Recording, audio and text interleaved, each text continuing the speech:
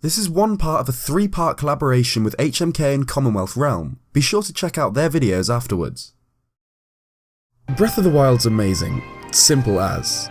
Chances are everyone watching this video has played it, loved it, etc, so I don't need to go over all that again. But what a lot of people are wondering now is what happens next. After Breath and its DLC are done, what's Zelda's future?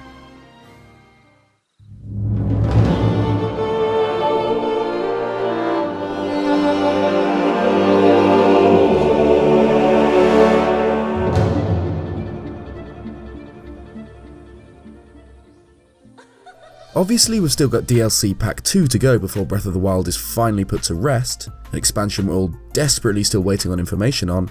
Seriously, a trailer wouldn't hurt this close to release. Assuming the second pack releases at the same time as this amiibo, November 10th, we've got less than a month. But that's besides the point. Today I want to talk about where the series goes from here. Will we get a sequel on the Switch? Will Nintendo try and resuscitate the dying 3DS with another Zelda? Or are we doomed to wait years for another blockbuster like Breath? For this topic, I've brought in my friends HMK and Commonwealth Realm. It's been long enough since we made something together. One thing many people, including myself, are hoping is for a Majoras Mask-like sequel. Majora, despite being one of the most popular games in the series, was developed in only a year using Ocarina of Time assets, which means it's a tiny bit rough around the edges, such as the sign for Romani Ranch being the exact same sign from Kakariko Village in Ocarina of Time, translating to "Welcome to Kakariko Village." But still, nearly everyone agrees that it's really good. The obvious problem is that games simply take a lot longer and a lot more to develop now. 1 year of development wouldn't be enough time to build something worthy of succeeding Breath of the Wild with its countless assets. But I really do think that Nintendo has something good going on with the Breath of the Wild formula, and I know it's pretty standard for Zelda games to drastically change between games, but why? I think they really struck gold by going back to the open world exploration type games, or the open air concept as they call it. So why change it up drastically and not continue in the same vein? Aonuma already said that open air games will be the new standard for Zelda's future, so I think it's a good possibility of a sequel using Breath of the Wild's assets in a few years and using its engine. In an interview with IGN, Aonuma said that he thinks there's a possibility for another Zelda game on the Switch because he wasn't fully able to use all the new features of the system in Breath of the Wild. Another instance of Nintendo reusing an engine is Super Mario Galaxy 2, which released a few years after the original and used the same engine and the same assets. Similar with Breath, it took time to perfect the first Galaxy, which was critically acclaimed, so reusing the formula for a sequel made sense. Miyamoto mentioned that they spent a lot of time building Ocarina of Time's game engine, which will let players feel comfortable controlling the character, and it will be a waste to build one game with it and then move on. And we know it took years to perfect Breath of the Wild's game engine, the physics engine in particular being the reason for delays on its release, so why not use it for a sequel? One idea, based on an image created by Bennett F on Reddit, could be a possible sequel idea for Breath. Obviously it's completely hypothetical, but imagine if there was a timeline split at Breath of the Wild, similar to the Downfall timeline, where the hero of the wild fails to stop Calamity Ganon's resurgence, and so the gods flood Hyrule like in the adult timeline.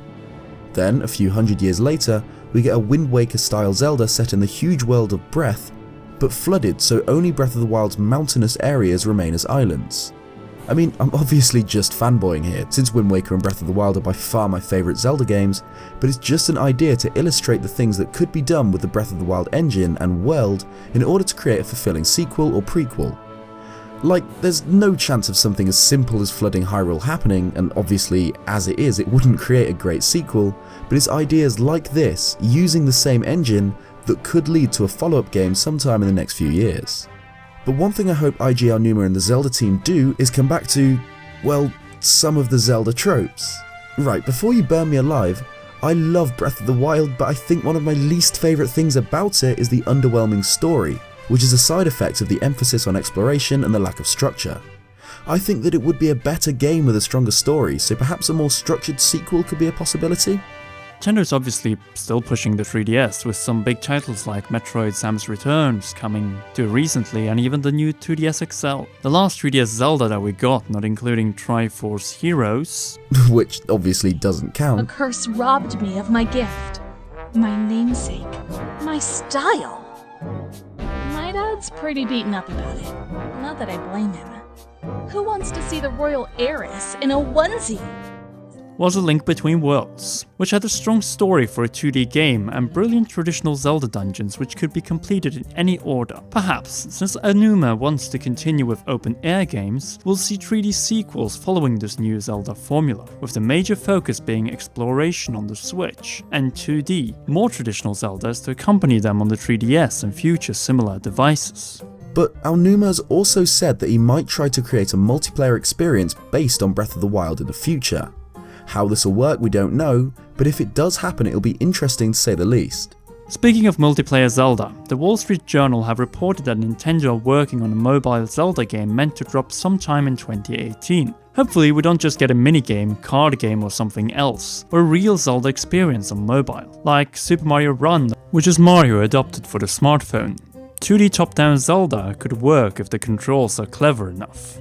Regardless of what happens in the future, we've been spoiled this year for The Legend of Zelda with a phenomenal Breath of the Wild and its DLC. Let's just hope the series continues strong over the next few years, since we'll probably not see a Zelda with the scale of Breath of the Wild for a long time. Thanks to Commonwealth Realm and HMK for joining me on this one. This video is actually one of a 3-part collaboration between our 3 channels, so feel free to check out the other counterpart videos on their channels. What do you guys want to see from the future of Zelda? Leave it in the comments below.